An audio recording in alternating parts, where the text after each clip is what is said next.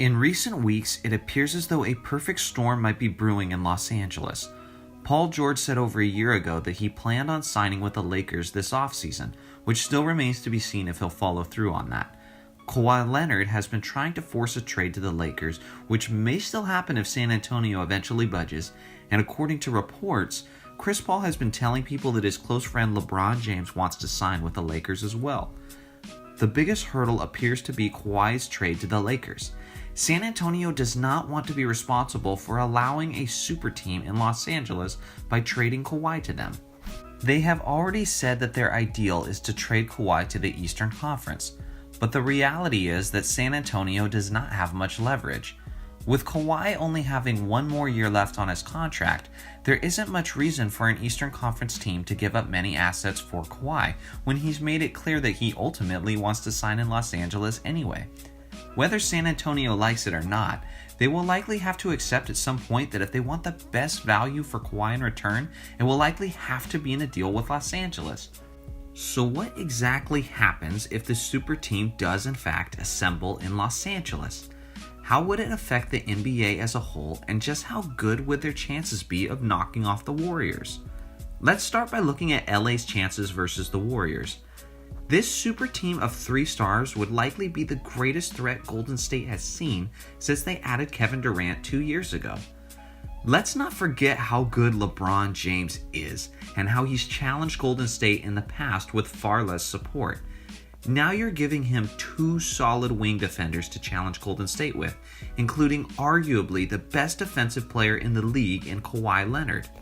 Kevin Durant has been the Finals MVP over the Cavs defense 2 years in a row. Now you're taking maybe the best defender in the NBA who plays the same position as Durant and giving him the assignment of containing Durant.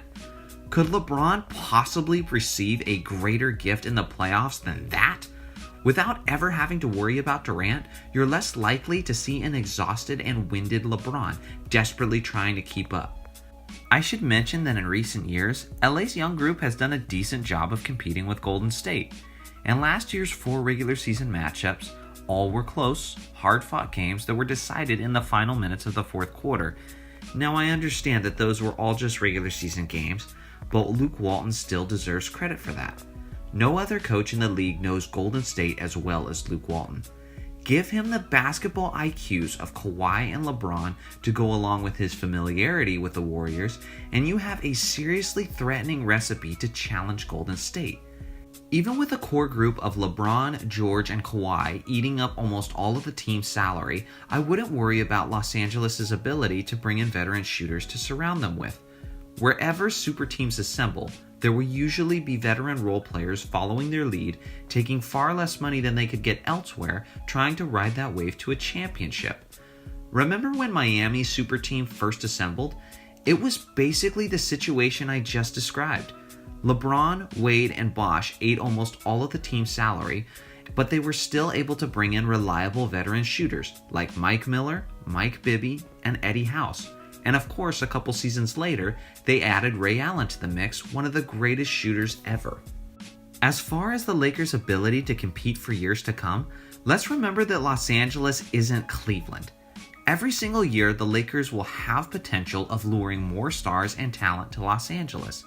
In years past, LeBron was the only lure to Cleveland, but that will be far from the case in Los Angeles, where the history and tradition is rich, the beaches and women are beautiful, and where the team is ran by a charismatic GM with more basketball Hall of Fame credibility than 99% of the league. Now, another aspect that would have many fans excited would be the potential of a Boston-LA series once again. Obviously, the Lakers would have to get past Golden State and Houston first, which would likely be their biggest challenge, but there is potential of a finals matchup between the Lakers and Celtics, which would renew the greatest team rivalry in NBA history. Each respective teams would be led by former teammates, LeBron and Kyrie, which would only add to the anticipation and the drama. As a basketball fan, I am salivating at the thought of this. This last NBA Finals turned out to be what we all basically expected, and something we saw just a year prior, a one-sided, non-competitive cruise for the Golden State Warriors. Getting some different teams in the final showdown would certainly be a welcome sight for most NBA fans. As far as how this LA move would affect these players' legacies, and more specifically LeBron's legacy, I believe the scrutiny will be tame compared to Kevin Durant and his move to Golden State. Many fans claim Durant ruined the NBA by joining Golden State, and because of this, almost everyone outside of the Bay Area wants to see the Warriors go down, and is starting to look more and more like another super team is the only way that it's going to happen. Many people will be rooting for LeBron and the Lakers because they're tired of the Warriors.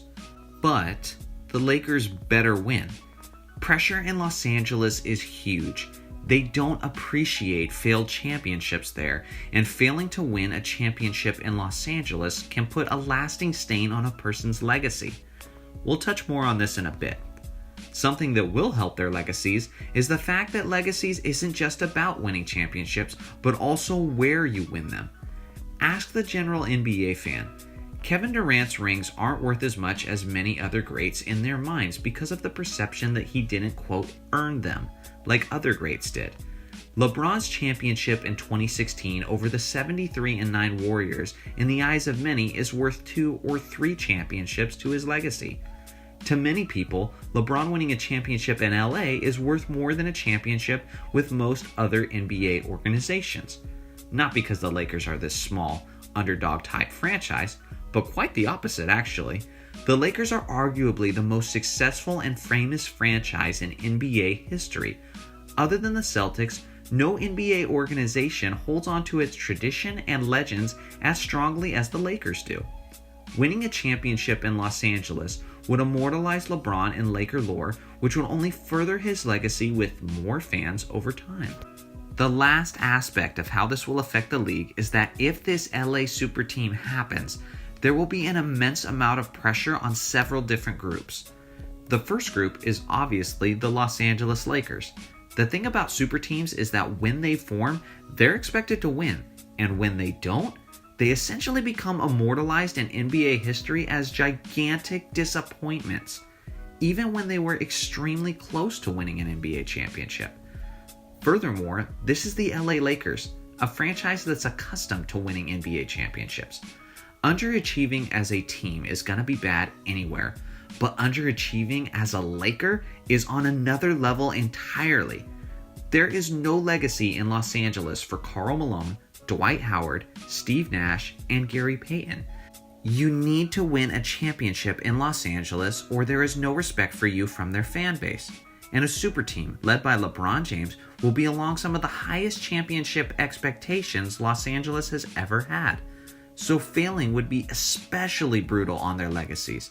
The second group is the young and upcoming Eastern Conference teams.